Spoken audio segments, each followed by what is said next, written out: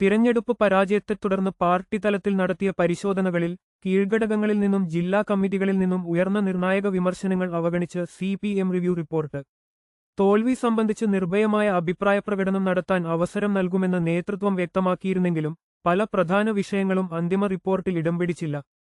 തളിപ്പറമ്പ് മണ്ഡലത്തിൽ PK ശ്യാമളയെ സ്ഥാനാർത്ഥിയാക്കിയതിനെതിരെ രൂക്ഷമായ വിമർശനം ഉയർന്നിരുന്നു. എന്നാൽ റിവ്യൂ റിപ്പോർട്ടിൽ ഈ വിഷയം കണ്ണൂർ ജില്ലാ കമ്മിറ്റിയുടെ മാത്രമായുള്ള പിഴവായി ചുരുക്കി. മുഖ്യമന്ത്രി പിണറായി വിജയന്റെയും MV ഗോവിന്ദന്റെയും പ്രവർത്തന ശൈലിക്കെതിരെ ഉയർന്ന വിമർശനങ്ങളൊന്നും ഔദ്യോഗിക റിപ്പോർട്ടിൽ ഉൾപ്പെടുത്തിയിട്ടില്ല. KK ശൈലജയെ വിജയസാധ്യതയില്ലാത്ത മണ്ഡലത്തിൽ മത്സരിപ്പിച്ചതിനെക്കുറിച്ചുള്ള ചോദ്യങ്ങൾക്കും റിപ്പോർട്ടിൽ വ്യക്തമായ മറുപടിയില്ല. ഭരണവിരുദ്ധ വികാരം നിലനിൽക്കുന്നതായി കൊല്ലം ഉൾപ്പെടെയുള്ള ജില്ലാ കമ്മിറ്റികളിൽ വിലയിരുത്തലുണ്ടായെങ്കിലും അത്തരമൊരു സാഹചര്യം ഇല്ലെന്ന നിലപാടാണ് റിവ്യൂ റിപ്പോർട്ടിലുള്ളത്. വെള്ളാപ്പള്ളി നടേശനെ പിന്തുണച്ചതും ശബരിമല സ്വർണക്കൊള്ളക്കേസിൽ പത്മകുമാറിനെതിരെയുള്ള നടപടികൾ വൈകിയതും മാത്രമാണ് നേതൃത്വം അംഗീകരിച്ച പ്രധാന പിഴവുകൾ. കൂടുതൽ വാർത്തകൾക്കും വിശേഷങ്ങൾക്കുമായി ഈ ചാനൽ ഇപ്പോൾ തന്നെ സബ്സ്ക്രൈബ് ചെയ്യുക.